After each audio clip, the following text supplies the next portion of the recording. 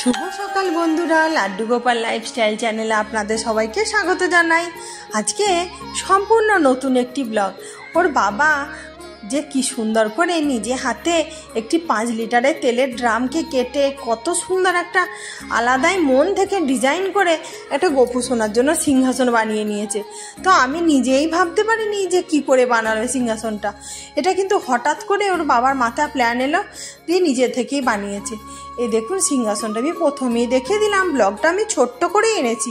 ও আমার যে প্রত্যেক দিনের ব্লগ থাকে একটু বড়, সেটা আমি পূজা পাঠ কীভাবে হয় সবটা আমি শেয়ার করি।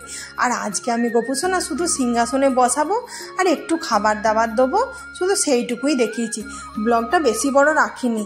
আর যদি কেউ পূজা পদ্ধতি সহ ব্লগ দেখতে চান, আমার আগে প্রচুর ব্লগ দেওয়া আছে, সেগুলো একটু দেখে নেবেন। আর দেখুন গোপু সোনার সিংহাসনটা কেমন হয়েছে অবশ্যই একটা কমেন্ট করে জানাবেন। এই যে দেখুন, খুব কাছ থেকে দেখিয়ে দিচ্ছি সিংহাসনটা কেমন হয়েছে দেখুন।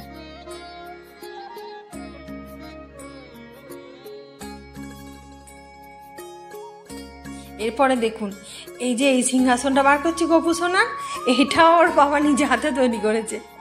মানে আয়না দিয়ে একটা কি সুন্দর একটা লাল ভেলভেটের কাপড় দিয়ে, এটা একটা কার্ডবোর্ডের সিংহাসন, মানে ভিতরে কার্ডবোর্ড দিয়ে আছে।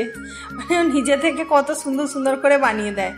বলছে তুমি তো ব্লগ করো, তোমাকে আমি ভালো ভালো সিংহাসন বানিয়ে দেবো, গোপু সোনাকে বসাবে। আর ওর মনে প্রচণ্ড গোপু সোনার প্রতি ভালোবাসা।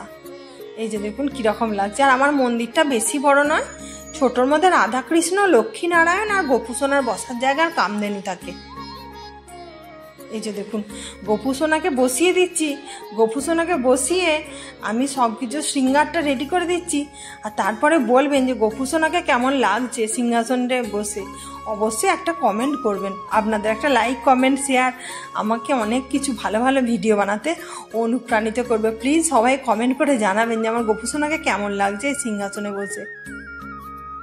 গোপু সোনার সাজ শৃঙ্গার সব কিছু করিয়ে দিলাম। আর এরপরে গোপু সোনাকে একটুখানি আমি আয়না দর্শন করিয়ে দেবো।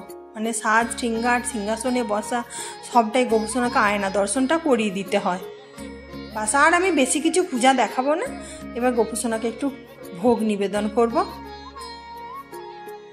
কেমন লাগছে দেখুন আমার গোপু সোনাকে। আমি নিজেই যখন ভাবতে পারিনি যে এত সুন্দর গোপু সোনার সিংহাসনটা হতে পারে।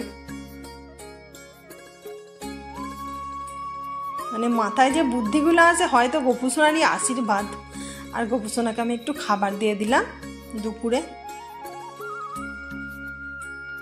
আর এই পূজাটা করেছিলাম আমি দুপুরে। এটা হচ্ছে আপনার রাস পূর্ণিমার দিনে যে রাধাকৃষ্ণের পূজা মন্ত্র সহযোগে দেখিয়েছিলাম দুপুরে। তো আমার আগের ব্লগে শেয়ার করা আছে, যদি কেউ দেখতে চান তো দেখে নেবেন যে আমি কীরকমভাবে পূজাটা করেছিলাম। আর আজকে বাড়িতে নতুন পানি ফল এসেছিলো, ওই জন্য গোপু সোনাকে একটু দিয়েছিলাম। আর প্রত্যেকটা খাবার একটু তুলসী পাতা দিয়ে দিলাম। কত যে সুন্দর লাগছে গোপু সোনাকে, মানে আমি নিজেই ভাবতে পারিনি। আমি প্রণাম করে নিলাম হরে কৃষ্ণ মহামন্ত্র বলে। এরপরে আমি গোপু সোনাকে একদম রাত্রিরে যে খাবারটা দিয়েছি সেটা আমি আপনাদের সঙ্গে শেয়ার করে দিচ্ছি। আমি এরকম 3 বেলা ভোগ নিবেদন করি গোপু সোনাকে। তো আমার ব্লগটা কেমন লাগছে বন্ধুরা অবশ্যই লাইক, কমেন্ট, শেয়ার, সাবস্ক্রাইব করতে ভুলবেন না। নতুন বন্ধুরা সাবস্ক্রাইব করে বেল আইকনটা প্রেস করে রাখবেন। আমার নতুন নতুন ভিডিও যখনই আমি আপলোড করবো আপনাদের কাছে নোটিফিকেশান চলে যাবে। তো চলুন আবার দেখা হবে নেক্সট একটা ভালো ব্লগে। ততক্ষণ পর্যন্ত সবাই সুস্থ থাকবেন, ভালো থাকবেন। আর অবশ্যই কমেন্টে জয় গোপাল লিখতে ভুলবেন না। রাধে রাধে।